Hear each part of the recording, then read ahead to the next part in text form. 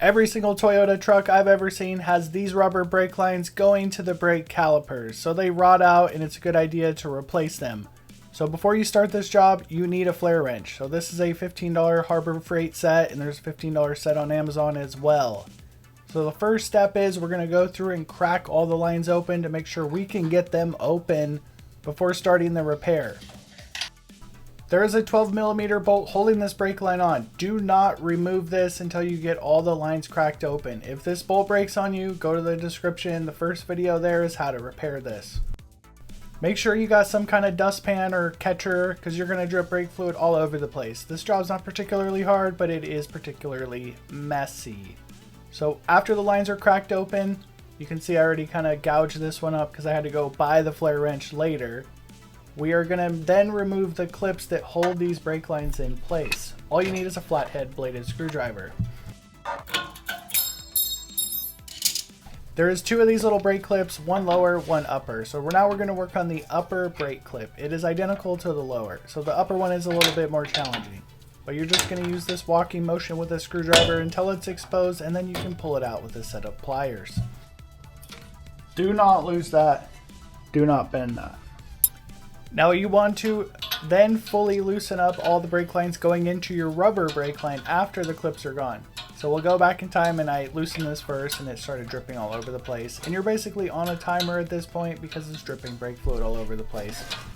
Make sure the master cylinder does not run out of fluid while you're installing the new brake line. When installing the new brake line into the upper clip, you don't want to screw the hard line into the new soft line right away. You want to make sure the new soft line is indexed into the hole properly, and then you want to screw the hard line into the new soft line. The new soft brake line has a little channel for the existing clip to go back inside. So when you push the soft line up, it should have a little bit of a slot for that clip to go in.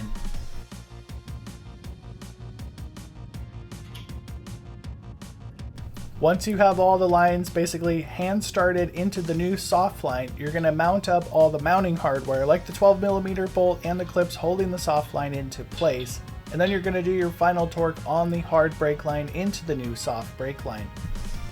All this brake fluid left over needs to be cleaned off right away. As soon as you're done, you need to spray this off. Water will basically defuse brake fluid. If you leave this on there, it will basically rot the metal out and you won't be able to paint it, and it will be rusty. Ideally, you pull the car out, spray this off, dry it off good. I replaced these brake lines because this one was pretty dry rotted. As I bend it, I was like, wow, that looks pretty darn scary. So I cut it in half to see what's inside of these brake lines. They're not particularly expensive, they're like 15 bucks a piece. I use TRQ ones linked in the description. So inside of here is insulation and another rubber hose. So I don't think the internal hose was necessarily dry rotted because it is very well protected.